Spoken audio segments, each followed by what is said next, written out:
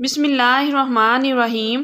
جب تک ہم اپنے بچوں کی تربیت ٹھیک طریقے سے نہیں کریں گے اور ان کو اخلاقی طور پر مضبوط نہیں کریں گے تب تک ان کی تعلیم کا کوئی خاص فائدہ نہیں ہے۔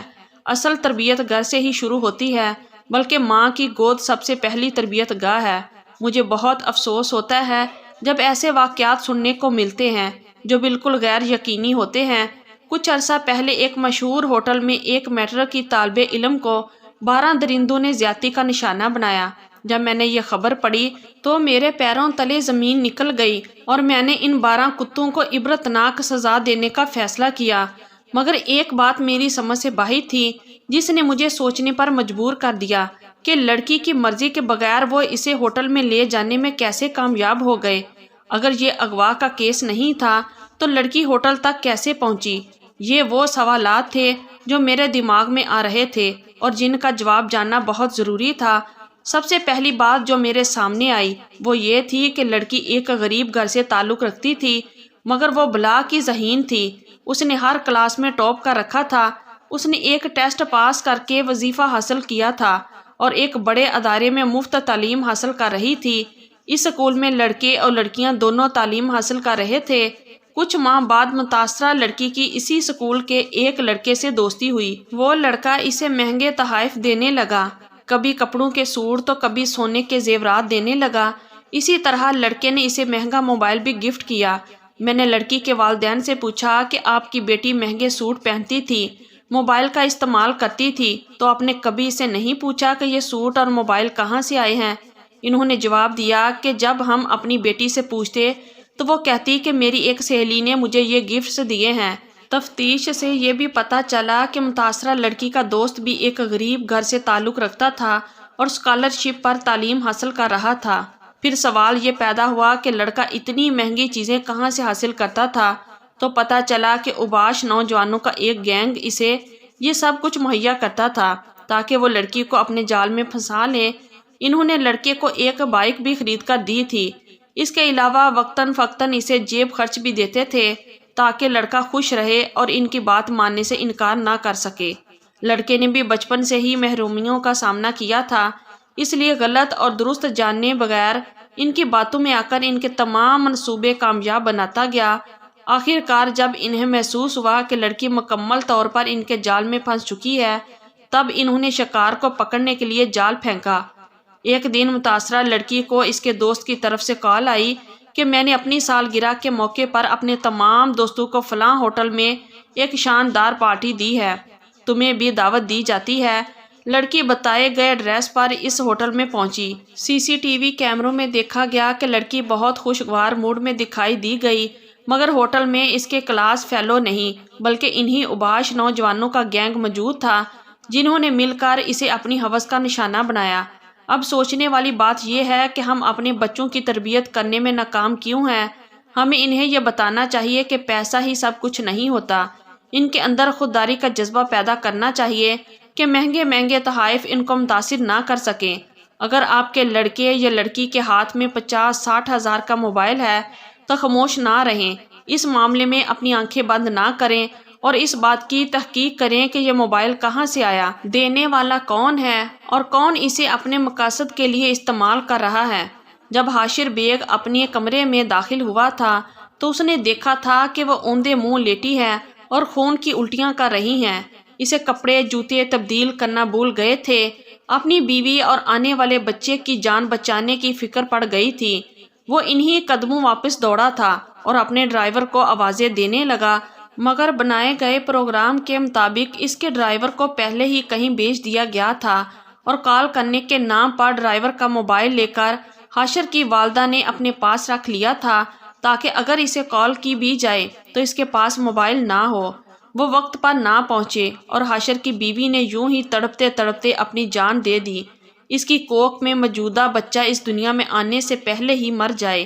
اس کو اتنی زیادہ مقدار میں زہر دیا گیا تھا کہ اگر ریسکیو کی ایمبولینس جلد سے جلد بھی پہنچ جاتی تو بھی ہسپتال جانے سے پہلے ہی ملیحہ رضوان دم توڑ جاتی۔ جب حاشر زور زور سے ڈرائیور کو آوازیں دیتا ہوا گھر سے باہر کی طرف نکلا تو چہرے پر جعلی تفکر سجائے اس کی ماں بھی اس کے سامنے آ گئی اور اس کو بتایا کہ اس نے ڈرائیور کو کہیں بھیج دیا ہے۔ حاشر نے فوراً ڈرائیور کا نمبر ملایا، مگر اس کا موبائل حاشر کی والدہ کے پاس تھا۔ موبائل کے متعلق بھی بہانہ کر دیا گیا کہ مجھے اپنی بہن سے ضروری بات کرنی تھی اور میرے موبائل پر بیلنس نہیں تھا، اس لیے رفیق کا موبائل بھی میں نے رکھ لیا ہے۔ وہ اپنی بیٹی کا سر گود میں رکھے ہوئے پیار سے اس کے بالوں میں ہاتھ پھیر رہی تھی اور اسے پچکارتے ہوئے چھوٹے بچوں کی طرح سمجھا رہی تھی کہ بیٹا، شادی دو خاندانوں کے آپس میں جڑ جانے کا نام ہوتا ہے، لہٰذا شادی سے پہلے لڑکے اور لڑکی کی پوری فیملی کا مطمئن اور راضی ہونا انتہائی ضروری ہوتا ہے۔ شوہر کبھی بھی بیوی کا پہرے دار اور محافظ بن کر ہمیشہ اس کے ساتھ سائے کی مانند نہیں رہ سکتا۔ بیوی کو ہر حال میں شوہر کے والدین اور بہن بھائیوں کے ساتھ گزارا کرنا ہی پڑتا ہے۔ اگر پہلے دن ساس سسر کی اناؤں کو روند کر ان سے بیر لگا کر انہی کے گھر میں بسنے کی کوشش کی جائے تو یہ حرکت آ بیل مجھے مار کے مزدا کے لاتی ہے۔ مجھے تمہاری پسند پر کوئی اعتراض نہیں ہے، لیکن میں چاہتی ہوں کہ لڑکے کے والدین ہنسی خوشی آ کر تمہارا ہاتھ مانگے، نہ کہ اپنے بیٹے کے ہاتھوں مجبور ہو کر وہ ہمارے در پر آ کر سر جھکائیں۔ میرے دل میں یہ خوف ہے کہ اگر ان کا بیٹا ان کو مجبور کر کے لے بھی آئے گا تو وہ کبھی تمہارا گھر نہیں بسنے دیں گے۔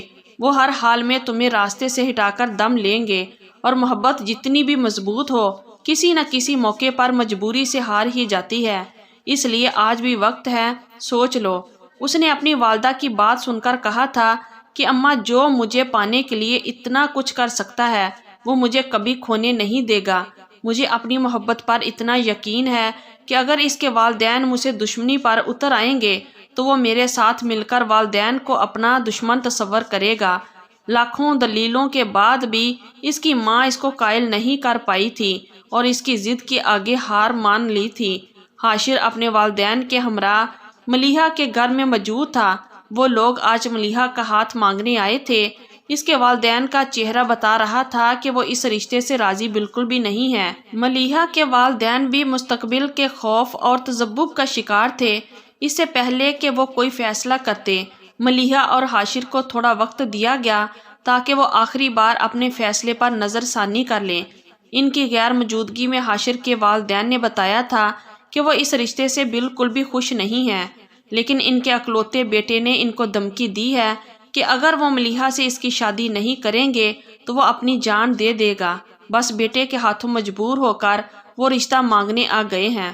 ملیحہ کے والدین نے ان کو کہا تھا کہ اگر آپ لوگوں کا دل مطمئن نہیں ہے تو آپ آج بھی انکار کر کے جا سکتے ہیں۔ جس طرح آپ اپنی اولاد کے ہاتھوں مجبور ہیں، بالکل اسی طرح ہم بھی اپنی بیٹی کے ضد کے آگے ہار گئے ہیں۔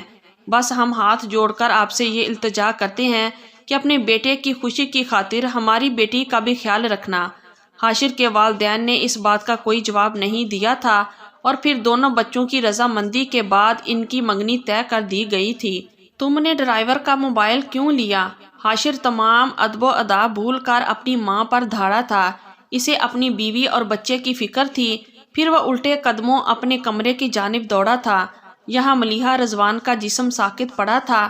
اس نے ملیحہ کا جھنجھوڑا تھا، پھر موبائل فون پر ریسکیو ٹیم کو کال کر کے بلایا تھا۔ اپنی محبت کو یوں اپنے ہاتھوں میں مرتا دیکھ کر وہ برداشت نہیں کر پایا تھا۔ اس نے ملیحہ کو اپنی باہوں میں اٹھایا اور بیرونی گیٹ کی جانب دوڑ لگا دی۔ ملیحہ کی گردن ایک طرف کو ڈلکی ہوئی تھی، اس کا وجود تقریباً ساکت ہو گیا تھا۔ بظاہر اس میں زندگی کی کوئی رمق باقی نہ تھی۔ آج حاشر دل میں دعائیں کر رہا تھا کہ کاش آج کوئی معجزہ ہو جائے، آج وہ بچ جائے، مگر شاید آج کوئی معجزہ ممکن نہیں تھا۔ بہت دیر بعد ریسکیو کی ٹیم پہنچی تھی۔ وہ ملیحہ کی دھڑکن اور نبض چیک کر رہے تھے۔ حاشر غم کا مجسمہ بنے ان کے سر پر کھڑا تھا۔ نکاح کے بعد وہ رخصت ہو کر اپنے محبوب کے گھر یعنی اپنے سسرال میں پہنچ چکی تھی اور اس کو ساس کی طرف سے منہ دکھائی میں یہ دھمکی دی گئی تھی، تم میری انا سے ٹکرائی ہو، تم نے مجھ سے میری اولاد چھینی ہے، میں تم سے تمہاری اولاد چھینوں گی۔ اس دھمکی کو ملیحہ نے صرف دھمکی اور وقتی غصہ سمجھا تھا۔ اس نے اس بات کا کسی سے ذکر تک نہیں کیا تھا۔ اس کے بعد اس کی ساس نے بھی کبھی اسے کوئی تلخ بات نہیں کی تھی، اس لیے وہ اپنے سسرال کی طرف سے تھوڑی غیر محتاط ہو گئی تھی اور ان پر اعتبار کرنے لگی تھی۔ شادی کے بعد جلدی وہ امید سے ہو گئی تھی۔ بظاہر اس کے سسرال والوں کی طرف سے بہت خوشی کا اظہار کیا گیا تھا، مگر وہ نہیں جانتی تھی کہ خوش چہروں کے پیچھے کتنے مذموم مقاصد اچھے ہیں۔ کاش وہ اس وقت جان لیتی اور ان لوگوں سے محتاط رہتی تو آج زندہ ہوتی۔ ملیحہ آج صبح سے طبیعت میں گھبراہٹ کی شکایت کر رہی تھی۔ اس کی ساس نے اسے قہوہ بنا کر دیا، پھر ابال کر ٹھنڈا کر کے دودھ پلایا اور پھر فروٹ کھانے کو دیا۔ اس کے منہ کا ذائقہ پہلے ہی خراب تھا۔ اس بات کا اس کی ساس نے فائدہ اٹھایا اور ان تینوں چیزوں میں زہر ملا کر اس کو پلا دیا۔ اس زہر نے جلد ہی اپنا اثر دکھانا شروع کر دیا اور ملیحہ نے اپنے محبوب کی باہوں میں تڑپ تڑپ کر جان دے دی۔ اس کی ساس نے اپنا وعدہ وفا کر دکھایا۔ ملیحہ سے اس کی اولاد اور اپنی اولاد دونوں چھین لی۔ حاشر چاہ کر بھی اپنی آنسوں پر کنٹرول نہیں کر پا رہا تھا۔ ریسکیو ٹیم کے سامنے سسکیاں لے لے کر رونے لگ پڑا تھا۔